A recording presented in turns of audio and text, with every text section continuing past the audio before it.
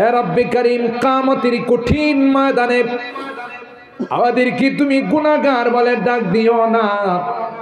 কোরআনে পড়েছি রে, গুনাহগারদেরকে তুমি গুনাহগার বলে ডাক দিও।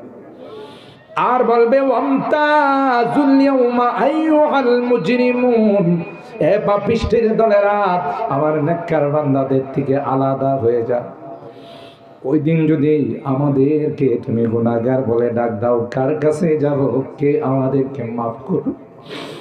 তাই তো আল্লাহ তুমি তাকাইয়া দেখো, এই আলমপুরের মানুষগুলো, সিলেটের মানুষগুলো কেউ ঘরে যায় না। আল্লাহ, বুড়া, যুবক, মধ্য বয়সী, পর্দার আড়ালের মা বোনরা, আল্লাহ কেউ ঘরে যায় না। সবাই ভিক্ষুকের মতো দুইখানা হাত বাড়াইছে, কাঙ্গালের মতো তোমার আদালতের আসামি হইয়া দুইখানা হাত বাড়াইলাম। আল্লাহ, তুমি যদি মাফ না করো, কে আমাদেরকে মাফ করবে? কার কাছে যাব? কে আমাদেরকে ক্ষমা করবে? তাই তো তওবা করতেছি, আর জীবনে কোনোদিন নামাজ ছাড়ব না, আর জীবনে কোনোদিন বেপরদায় চলব না, আর কোনোদিন হারাম খাইব না, আর কোনোদিন নামাজ ছাড়ব না। আল্লাহ মেহেরবানি করে আমাদের তাওবা গুলোকে তুমি কবুল করে নাও। এ রব্বে করিম, এই মাহফিলে যারাই যেভাবে দান খায়রাত করেছেন, আল্লাহ যারাই সহযোগিতা করেছেন, সকলের দানগুলোকে তুমি কবুল করে নাও। কিয়ামতের কঠিন ময়দানে এই দানগুলোকে তুমি নাজাতের ওসিলা বানাই দিও আল্লাহ, ইয়া রাব্বাল আলামিন। আল্লাহ আমাদের রোগীদেরকে পরিপূর্ণ শিফা নসিব করে দাও আল্লাহ, শিফায়ে কামেলা আজলা দাইমা মুস্তামিরা নসিব করে দাও। এদেশের প্রখ্যাত মুফাসসির কোরআন, যিনি অত্যন্ত চমৎকার সুন্দর আলোচনা করে থাকেন, আল্লাহ হযরতুল আল্লামা আব্দুল বাসেত খান সাহেব অ্যাক্সিডেন্ট করে হাসপাতালের বেডে শুয়ে আছেন। ইয়া আল্লাহ, শাইখুল উলামা আরিফ বিল্লাহ খাদিমুস সুন্নাহ শাহ অধ্যক্ষ মিজানুর রহমান চৌধুরী সাহেব হাসপাতালের বেডে শুয়ে আছেন। আল্লাহ মেহেরবানি করে আল্লাহ যারা রোগী আছেন তাদেরকে শিফা দিয়ে দাও। খাস করে আল্লাহ হযরতে সিরাজি সাহেব, আল্লাহ আমাদের হযরত আল্লাহ দেওয়ানার হযরতকে তুমি সুস্থতার জিন্দেগি নসিব করে দাও। ইয়া আল্লাহ, অনেক রোগীদের জন্য আমাদের কাছে দোয়ার আবেদন করা হয়েছে, সকল রোগীদেরকে পরিপূর্ণ শিফা নসিব করে দাও। শিফায়ে কামেলা আজলা দাইমা মুস্তামিরা নসিব করে দাও। এ মালিক, অভাবীদের অভাবকে দূর করে দাও, পেরেশানিওয়ালাদের পেরেশানিকে দূর করে দাও, মুসিবত জাদাদেরকে মুসিবত থেকে উদ্ধার করে দাও। ইয়া আল্লাহ, যেই মাদ্রাসাকে কেন্দ্র করে আজকের এই বিশাল আয়োজন, আল মুঈন ইন্টারন্যাশনাল স্কুল এন্ড মাদ্রাসা, আল্লাহ এই মাদ্রাসা কি তুমি কবুল করে নাও।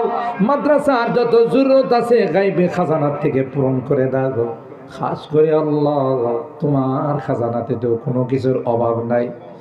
এ মালিক, বাচ্চাগুলো আল্লাহ ভাড়া বাসায় লেখাপড়া করে, এই মাদ্রাসার জন্য, কোরআনের জন্য আল্লাহ একটা স্থায়ী জায়গার ব্যবস্থা করে দাও, স্থায়ী ক্যাম্পাসের ব্যবস্থা করে দাও। আল্লাহ তোমার বান্দাদের দিলকে এই দিকে তুমি মুতাওয়াজ্জু করে দাও, ঝুঁকাই দাও। যারা কোরআনের জন্য একটা ঘর বানাই দিবে, কোরআনের জন্য একটি মাদ্রাসা বানাই দিবে, আল্লাহ তুমি তাদেরকে তোমার জান্নাতে ঘর বানাই দিও। ও মালিক আল্লাহ, এখানে যাদের কিনে হাত উঠেছে আল্লাহ, সিলেটের মানুষ ইসলামের জন্য জান দিতে প্রস্তুত। আল্লাহ এত রাত হয়ে গেছে, কেউ যায় না, আমার মুরব্বীদেরকে আবু বকরের মতো বানাই দিও আল্লাহ। কলিজার টুকরা যুবকদেরকে জান্নাতি যুবক বানাই দিও। পর্দার আড়ালের মা বোনদেরকে আবেদা জাহেদা সালেহা নেককার দিনদার হিসাবে তুমি কবুল করে নিও আল্লাহ। ইয়া আল্লাহ, আমাদের অনেকেরই সন্তানেরা প্রবাসে আছে আল্লাহ, এদের মেহনত যদি না হতো দেশের চাকা অনেক আগে অচল হয়ে যেত। অনেক কষ্ট করে প্রবাস থেকে টাকা পয়সা পাঠায়, আল্লাহ তাদেরকে সহি সালামতে রাখো, তাদের কামাই রুজি রোজগারে বরকত দিও আল্লাহ, সহি সালামতে আবার আমাদের কুলে তুমি পৌঁছাই দিও ইয়া রাব্বাল আলামিন। আল্লাহ আজকের মাহফিলে বারবার মা বাবার কথা মনে, জানি না কার মা নাই কার বাবা নাই রে আল্লাহ, যে মা বাবার চেহারার দিকে তাকাইলে কবুল হজের সওয়াব ঘুরে যায়, ওই মায়াবী চেহারাগুলো আর দেখি। ও রব্বি করিম, বাবা কাঁধে কুলি নিয়ে আমাকে মানুষ বানাইছেন, নিজে না খাইয়া আমার খানার ব্যবস্থা করেছে, মাথার ঘাম পায়ে ফেলে রক্ত পানি করে আল্লাহ সব কিছু এতিমের মতো অন্ধকার কবরে শুয়ে আছে। জনম দক্ষিণী মা আল্লাহ, আমি মার পেটে কনসেপ্ট করার সাথে সাথে মা কিছুই খাইতে পারে, মা মা মা দুনিয়াতে নাই রে আল্লাহ।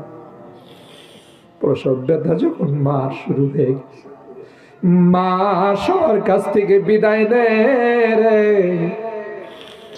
আর বলে কত মা সন্তান জন্ম দিতে গিয়া মারা যায়, আমি যদি মারা যাই রে তোমরা কেউ আমার উপর কোনো দাবি দেওয়া নাই করো।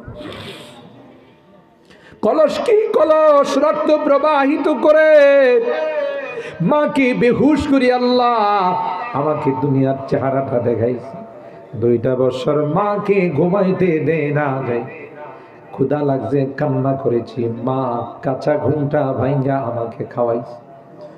শীতের মৌসুমে মার কুলে পেশাব করে দিয়েছি, মা কোনদিন বিরক্ত হইয়া আমাকে দূরে সরাই দেয় নাই, সিনার সঙ্গে লাগাইয়া সারাটা রাত পার করে দিয়েছে। আমি অসুস্থ হলে মা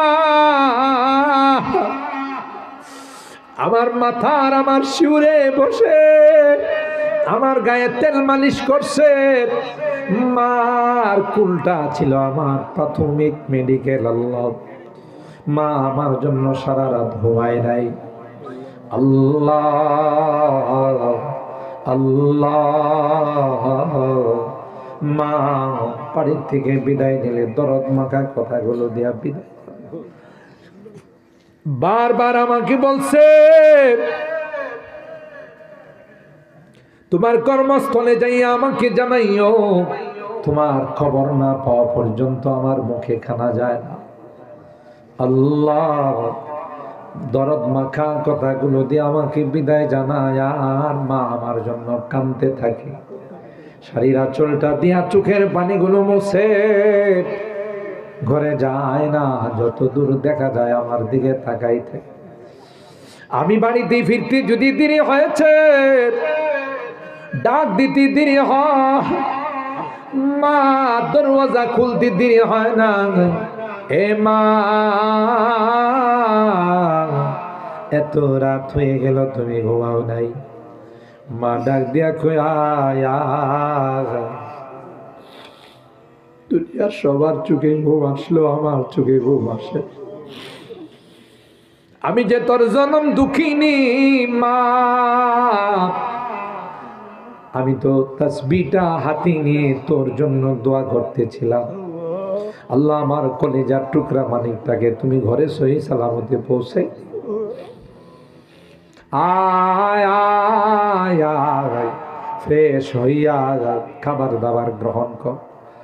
মেয়েটা শ্বশুর বাড়িতে যাইবার লাগলে মা মাথায় হাত বুলাইয়া বলতো, মা শ্বশুর শাশুড়ির খেদমত করিস রে, কোনো অসুবিধা হলে আমাকে ফোন দিয়া জানাবি, আমি তোর আব্বাকে পাঠাই। এখনো তো শ্বশুর বাড়িতে যায় কেউ যে আমার মাথায় হাত বুলাই দেয়, কারণ আমার জনম দুঃখিনী মা যে দুনিয়াতে নাই। এ রব্বে কারীম, আজকের গভীর রজনীতে বারবার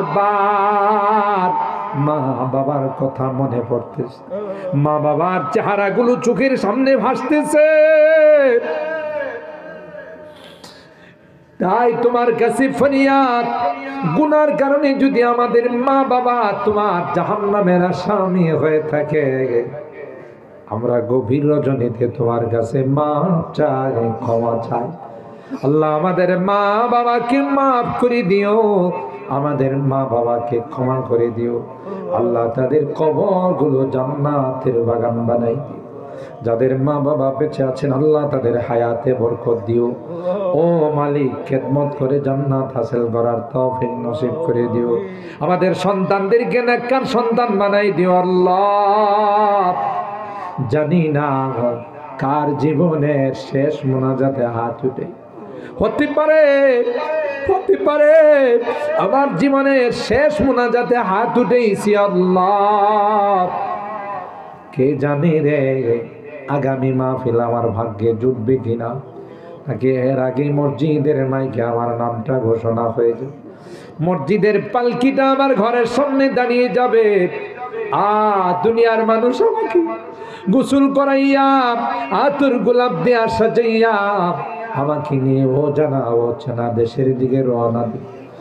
আমি চলে যাব, আর কোনোদিন আমি আসব না।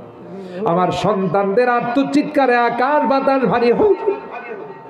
কেউ যে আমার সন্তানদের কান্নার দিকে তাকাবে না আল্লাহ। নিষ্ঠুরের মতো মানুষগুলো আমাকে নিয়ে জঙ্গলের দিকে রওনা দিবে।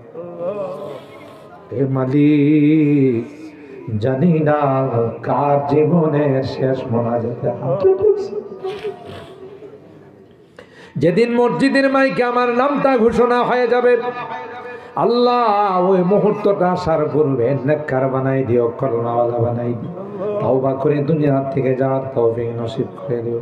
অত্র এলাকার যত মুরব্বীরা কবরে শুয়ে আছেন আল্লাহ তাদেরকে মাফ করে দাও আল্লাহ। পর্দার আড়ালের আমার মা বোনদেরকে আম্মা জান খাদিজাতুল কুবরা, আয়েশা সিদ্দিকা, ফাতেমাতুজ জাহরার মতো বানাই দিও আল্লাহ। ইয়া আল্লাহ, আমি যদিও গুনাহগার, অনেক আলেম ওলামাদেরকে নিয়ে হাত উঠাইছি, অনেক সাদা দানিওয়ালা মুরব্বীদেরকে নিয়ে হাত উঠাইছি আল্লাহ। আমার কলিজার টুকরা যুবকদেরকে নিয়ে হাত উঠাইছি আল্লাহ। মাসুম বাচ্চাদেরকে নিয়ে হাত উঠাইছি আল্লাহ। তোমার নবী কয় মুসাফিরের হাত নাকি তুমি ফেরত দাও না। আমি গুনাহগার হলো মুসাফির আল্লাহ। যাদের হাতখানা পছন্দ সেই হাতের ওসিলায় আমাদের দোয়াগুলো কবুল করে নাও। রব্বানা তাকাব্বাল মিন্না ইন্নাকা আনতাস সামিউল আলিম ওয়া তুব আলাইনা ইন্নাকা আনতাত তাওয়াবুর রহিম। সুবহানা রাব্বিকা রাব্বিল ইজ্জাতি আম্মা ইয়াসিফুন ওয়া সালামুন আলাল মুরসালিন والحمد لله رب العالمين।